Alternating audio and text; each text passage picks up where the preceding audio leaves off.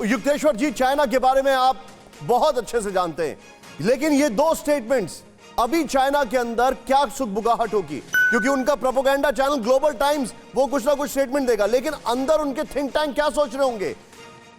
अजीत डोभाल का यह स्टेटमेंट कि हम अपनी जमीन से और कहीं और से भी युद्ध लड़ सकते हैं। राजनाथ सिंह जी का स्टेटमेंट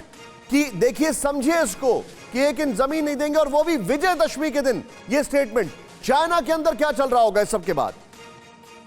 जी बिल्कुल, क्योंकि राजनाथ जी का और डोभाल जी का जो कि परमार्थ निकेतन में वहां पे थे, और उन्होंने बताया भी बिल्कुल सही कि परमार्थ के लिए हम युद्ध कर सकते हैं और करेंगे जरूरत पड़ी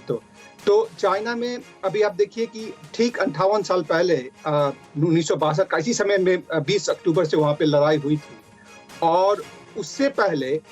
1950 से जब कोरियन वॉर हुआ तो उसको लेकर के शी जिनपिंग, हालांकि वो बोल रहे हैं अमेरिका के अगेंस्ट में, लेकिन उनका एक बहुत बड़ा भाषण आया है, ये 3 दिन पहले का है,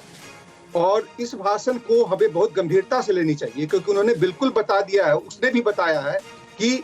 women who he the,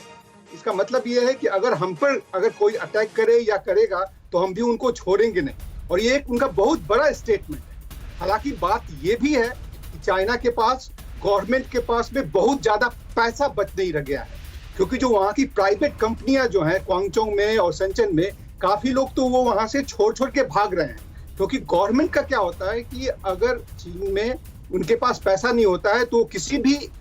company को वो जब्त कर सकते हैं। 1950 के दशक में ऐसा हुआ था,